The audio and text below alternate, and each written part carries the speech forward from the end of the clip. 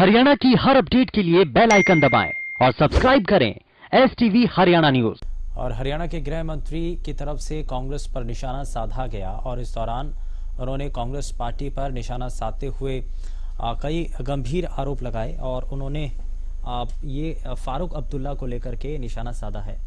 फारूक ने चीन की मदद से 370 फिर से लागू करने का बयान दिया था, जिस पर प्रदेश के गृह मंत्री अनिल विज ने निशाना साधते हुए कहा कि देश में देश विरोधी आवाज उठने नहीं दी जाएगी। वहीं राहुल गांधी पर गृह मंत्री अनिल विज ने निशाना साधा। राहुल के Pakistan, Iraq, Korea, Vietnam, Syria और अफगानिस्तान में समानता वाले ट्वीट पर गृह मंत्री अनिल विज ने प्रतिक्रिया दी। विज ने कहा कि ये सभी देश मुस्लिम देश हैं और राहुल गांधी का इन देशों के साथ प्रेम है और पाकिस्तान के साथ तो राहुल गांधी अपना प्रेम दिखाते भी रहते हैं। ये तो देशद्रोह की बात उनके मुंह से बार बार निकलती है और उनके साथ जो करना चाहिए मुझे उम्मीद है कि सरकार जरूर करेगी। किसी भी प्रकार से देश में देश की खिलाफ आवाज़ को उठने नहीं दिया जाएगा। चाइना हमारा दुश्मन है और आप कह रहे हो चाइना की मदद लेने की बात कर रहे हो आप, तो इससे बड़ी तो देशद्रोह की बात कोई हो नहीं सकती। सारे मुस्लिम देश हैं और राहुल गांधी जी इन देशों के साथ इनका विशेष प्रेम है और पाकिस्तान के साथ तो वो अपना प्रेम के यदा कदा जब मौका मिलता है वो जाहिर करते रहते हैं।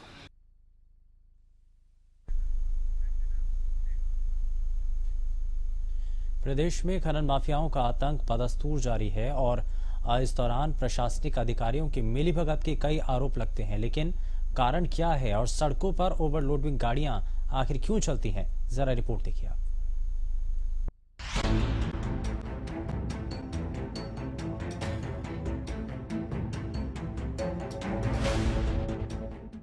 बेखौफ खनन ठेकेदार, धड़ल्ले से हो रहा अवैध खनन, ओवरलोडेड वाहन से खतरे में जान, ठेकेदारों को नहीं प्रशासन का डर। रादौर में यमुना नदी के घाटों पर खनन ठेकेदारों की मनमानी जारी है। यहां नियमों की अनदेखी कर नदी में खनन का कार्य धड़ल्ले से किया जा रहा है। स्थानीय लोगों का आरोप है कि ये प्रशासन की मिलीभगत से चल रहा है, इसलिए खनन ठेकेदारों के हौसले इतने बुलंद हैं। दूसरी ओर खनन सामग्री से लदे ओवरलोड वाहन लोगों की जिंदगी लील रहे हैं। ओवरलोडिंग की वजह से यहाँ की सड़कें खस्ता हाल हो चुकी हैं, जिनकी वजह से हर दिन सड़क हादसे का डर बना रहता है। पानी हो जाएगा। मैं आपके माध्यम से हरियाणा सरकार और भारत सरकार को बताना चाहता हूं कि जिला यमुनानगर के अंदर कुछ भ्रष्ट अधिकारियों की बदौलत ये जिला जो है अवैध माइनिंग और ओवरलोड की भेंट चढ़ चुका है और इस पे सख्त कार्रवाई होनी चाहिए और मिलीभगत अधिकारियों पे मुकदमा दर्ज कर उनके खिलाफ भी कार्रवाई करनी चाहिए। और जहां जो ये अवैध कार्य करते हैं, जो ओवरलोड करते हैं, जो रैकी ग्रुप बनाकर रैकी करते हैं, उनके खिलाफ भी मुकदमा दर्ज करके उचित कानूनी कार्रवाई प्रशासन को। उधर मामले में बीजेपी सांसद नायब सैनी का कहना है कि अगर अधिकारियों की मिलीभगत होगी तो उन पर कार्रवाई होगी। वहीं जब इस बारे में रादौर के SDM सुशील कुमार से संपर्क करने की कोशिश की गई तो उन्होंने इस मसले पर बोलने से ही इनकार कर दिया। ओवरलोड की अगर बात की जाए तो उसको लेकर जब संबंधित जो अधिकारी हैं लोकल, उनसे बात की जाती है, उनका पक्ष जानने की बात की जाती है तो वो इससे बचते हैं। क्या कहेंगे? देखिए, इस प्रकार की कोई समस्या मेरे सामने नहीं आई। अगर कोई इस प्रकार की समस्या हमारे सामने आएगी उसके खिलाफ जरूर कार्रवाई होगी, चाहे ओवरलोडेड का मामला है चाहे इलीगल माइनिंग का मामला है। उसके सर जैसे अधिकारियों का अगर पक्ष लेना चाहते हैं तो अधिकारी इस पे पक्ष लेना नहीं चाहते। देखिए, मैं ये कह रहा हूँ कि हमारे ध्यान में आई, अगर कोई अधिकारी भी उसके अंदर इन्वॉल्वमेंट होगा, 1 मिनट नहीं लगेगा, उसके खिलाफ भी। नियमों को ताक पर रखकर खनन किए जाने के मामले अक्सर सामने आते रहते हैं। रादौर क्षेत्र में यमुना नदी पर खनन ठेकेदारों के हौसले इतने बुलंद हैं कि अब वो दिन में भी नियमों के विपरीत खनन करने से बाज नहीं आ रहे। हरियाणा न्यूज की टीम ने जब यमुना नदी क्षेत्र के खनन घाटों का दौरा किया तो देखा कि यहाँ पर न केवल यमुना नदी की प्राकृतिक धारा को मोड़कर खनन किया जा रहा है, बल्कि चलते पानी में भी खनन का कार्य बिना रोक टोक जारी था। अब पूरे मामले में प्रशासन पर लाख सवाल उठ रहे हैं कि क्यों यहाँ खनन ठेकेदार नियमों की अनदेखी कर रहे हैं और उन्हें प्रशासन का जरा भी खौफ नहीं। हरियाणा न्यूज के लिए रादौर से कुलदीप सैनी की रिपोर्ट। वहीं भिवानी में आज लघु सचिवालय के बाहर मैकेनिकल वर्कर्स यूनियन द्वारा 8 सूत्रीय मांगों को लेकर धरना दिया गया। धरने को लेकर वर्कर्स ने कहा कि सरकार जल्द से जल्द उनकी मांगों को पूरा करे, नहीं तो ये धरना आंदोलन का रूप ले सकता है। कर्मचारियों के जिला प्रधान का कहना है कि कच्चे कर्मचारियों को पक्का किया जाए और समय पर वेतन दिया जाए, साथ ही महकमों का निजीकरण न किया जाए। उन्होंने कहा कि अगर उनकी मांगे पूरी नहीं की गई तो सरकार का पूर्ण रूप से विरोध किया जाएगा।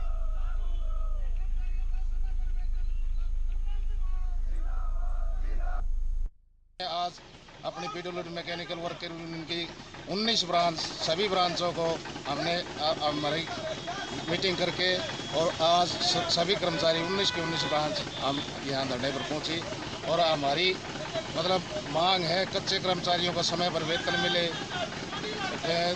ये जो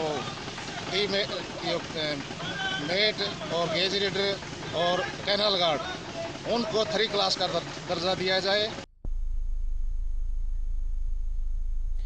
वहीं अम्बाला में अवैध पार्किंग परेशानी का सबब बनी हुई है। शहर के बाजारों की सड़कों पर अवैध पार्किंग का एक मकड़जाल सा बन गया है।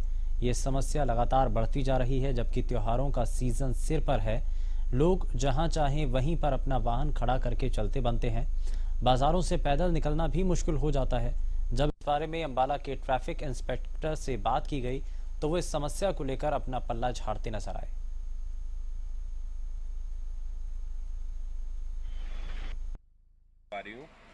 और त्योहार का सीजन शुरू हो गया, इसमें जो ट्रैफिक व्यवस्था जो काफ़ी चरमरा गई है।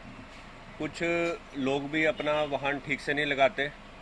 दूसरा जो है पुलिस की जो कार्यशैली है वो भी इसमें भूमिका उनकी प्रॉपर नहीं है। वहाँ पे आप देखोगे भी पीछे कुछ 2-3 दिन से हमने अभियान चलाया हुआ है, अखबार में भी आपने पढ़ा होगा, क्योंकि नो पार्किंग हम डेली चलान कर रहे हैं वहाँ, और 5-7 दिन में आप व्यवस्था बिल्कुल ठीक कर रहे हैं।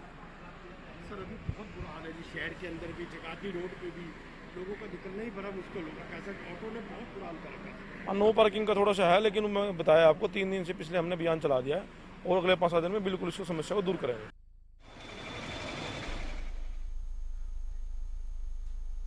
ओम सिने गार्डन को सरकार की गाइडलाइन के अनुसार आज से खोल दिया गया है और मल्टीप्लेक्स में सैनिटाइजेशन और सफाई का काम भी शुरू हो चुका है। आपको बता दें कि कोरोना संक्रमण के चलते पिछले 6 महीने से मल्टीप्लेक्स बंद थे। ऐसे में अब सभी व्यवस्थाएं दुरुस्त होने के बाद मल्टीप्लेक्स में रौनक लौटेगी, जिसके लिए संचालकों ने कमर कस ली है और कल मल्टीप्लेक्स में फिल्मों का प्रसारण शुरू होगा। हॉल में सोशल डिस्टेंसिंग का ध्यान रखते हुए दर्शकों के बैठने की व्यवस्था की जाएगी। वहीं 50% दर्शकों को थर्मल स्कैनिंग और हाथ सैनिटाइज करवाने के बाद उसमें प्रवेश दिया जाएगा। फिल्म के ब्रेक और खत्म होने पर हॉल को सैनिटाइज किया जाएगा।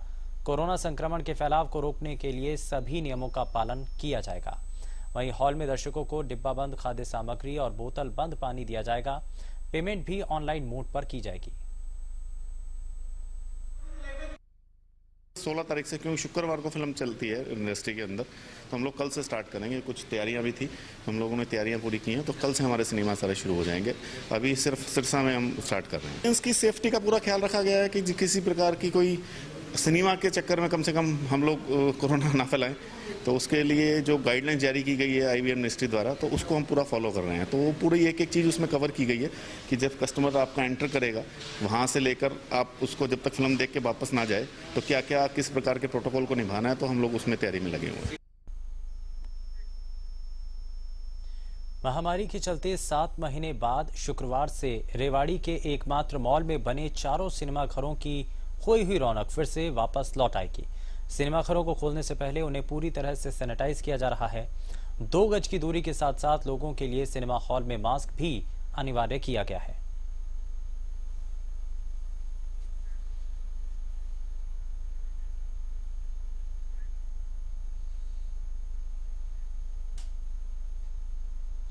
वहीं आज से नियमित रूप से स्कूल खोलने की तैयारी की गई थी। स्कूलों को सैनिटाइज किया गया। सोशल डिस्टेंस के आधार पर कक्षाओं में बच्चों के बैठने की व्यवस्था भी की गई, लेकिन स्कूल शिक्षा निदेशालय से निर्देश जारी नहीं होने के चलते आज से कक्षाएं नहीं लगी। हालांकि 9वीं से 12वीं तक बच्चे परामर्श के लिए स्कूल जरूर पहुंचे।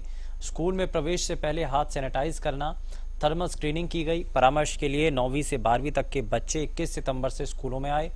आज बच्चे भी नियमित कक्षाएं लगाने के लिए स्कूल में पहुंचे, लेकिन गाइडलाइन नहीं आने से नियमित कक्षाएं शुरू नहीं हो पाई।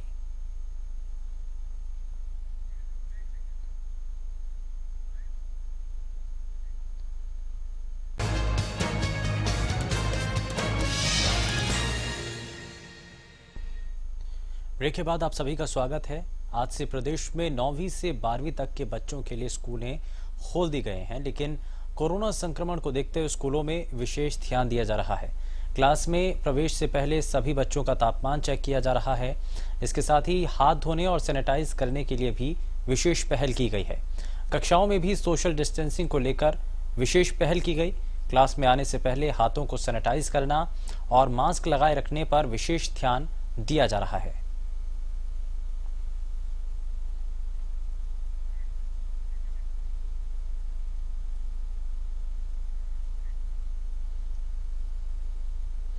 प्रदेश में 15 अक्टूबर से 9वीं से 12वीं तक के स्कूलों को फिर से खोल दिया गया।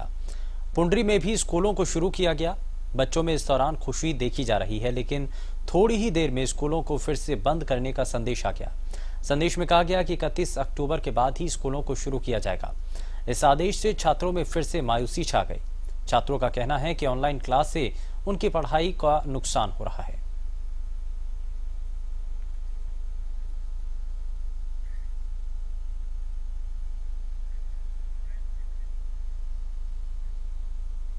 हरियाणा में सभी को स्कूल खोलने का इंतजार था, लेकिन करनाल में गाइडलाइन ना मिलने के चलते स्कूल नहीं खुले। हालांकि संवाद के लिए 9वीं से 12वीं तक कक्षा के बच्चे स्कूल में लगातार आ रहे हैं। स्कूल खोलने को लेकर प्रबंधन का कहना है कि उनकी पूरी तैयारी है, बस आदेश का इंतजार है।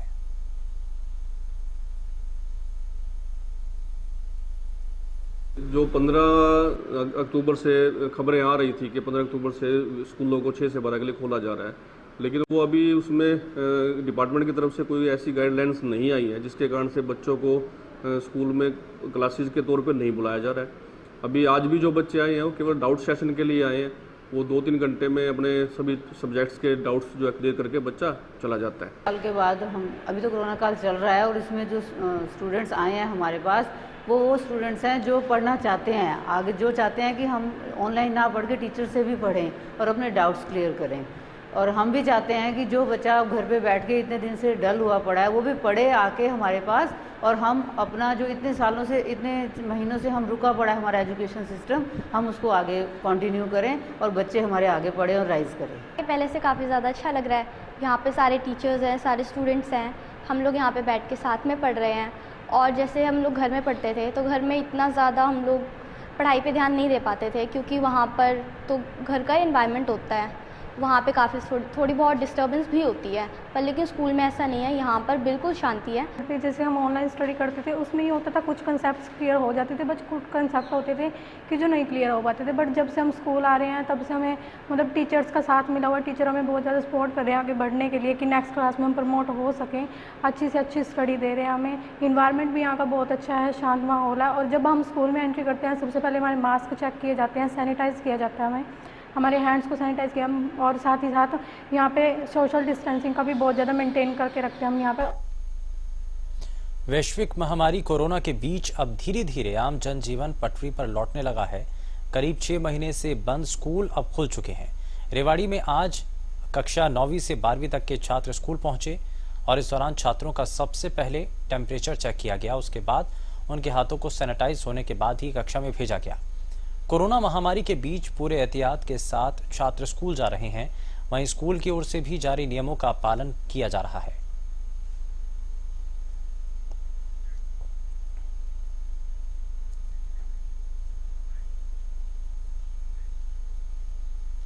प्रदेश में 2 अक्टूबर से 17 अक्टूबर तक स्वच्छता पखवाड़ा मनाया जा रहा है। बावजूद इसके सोहना में जगह जगह गंदगी का अंबार लगा है, जिसके चलते लोगों को भारी परेशानियों का सामना करना पड़ रहा है।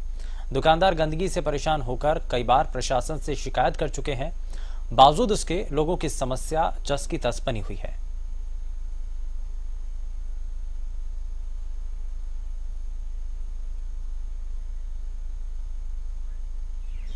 तो कई बार कह लिया जी इनको डेली उठवाया करो और जल्दी उठवाया करो इसको। अच्छा, बाकी कोई सुनाई नहीं करता। महीने के अंत में जो है साइन कराने के लिए आ जाते हैं कि जी इसमें साइन कर दो जी। अच्छा, गंदगी ऐसी है, कभी उठ जाती है कभी पड़ी रहती है।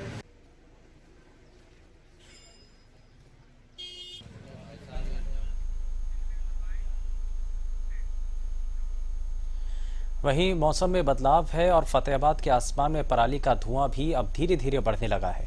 प्रदूषण के मामले में फतेहाबाद ने दिल्ली को भी पीछे छोड़ दिया है। यहां अगर रात के एयर इंडेक्स की बात करें तो ये 1209 तक पहुंचा। कयास लगाए जा रहे हैं कि आने वाले दिनों में हालात और भी ज्यादा खराब हो सकते हैं।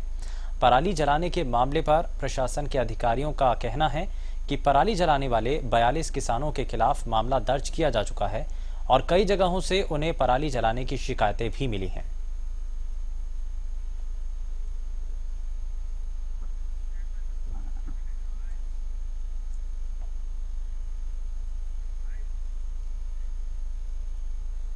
हरियाणवी सिंगर और डांसर सपना चौधरी और उनके पति हरियाणवी सिंगर वीर साहू ने 2 युवकों के खिलाफ हांसी सिटी थाने में पुलिस को शिकायत दी है। सोशल मीडिया एक्टिविस्ट हर्ष शिकारा और नवीन के खिलाफ शिकायत दी गई। शिकायत में दोनों पर सोशल मीडिया पर अभद्र टिप्पणी करने और सोशल मीडिया पर पोस्ट करने का आरोप लगा है। शिकायत मिलने के बाद पुलिस ने जांच शुरू कर दी है। शिकायत में कहा गया कि सपना चौधरी ने पिछले दिनों बेटे को जन्म दिया था। इसे लेकर हर्ष शिकारा ने सोशल मीडिया पर पोस्ट किया और बधाई दी, जिससे उनकी ये बात सोशल मीडिया के माध्यम से सभी को पता लग गई। पोस्ट हटाने को लेकर के उन्होंने हर्ष शिकारा से बातचीत की, लेकिन शिकारा ने पोस्ट डिलीट करने से इनकार कर दिया। पोस्ट पर लोगों ने उन दोनों पर अभद्र कमेंट किए। वीर साहू ने कहा कि कुछ दिन बाद नवीन पंघाल उर्फ मेना नाम के एक युवक ने सोशल मीडिया पर लाइव आकर सपना चौधरी और उनके बारे में व्यक्तिगत टिप्पणी की और गालियां दी। फिलहाल वीर साहू की शिकायत पर पुलिस ने जांच शुरू कर दी है। नहीं, शिकायत में और अब तो वीर साहू की कंप्लेंट में तो यही लिखा है कि जो नवीन पंघाल है इसने काफ़ी हमारे को ना गालियां दी है सोशल मीडिया जो प्लेटफॉर्म है उस पर।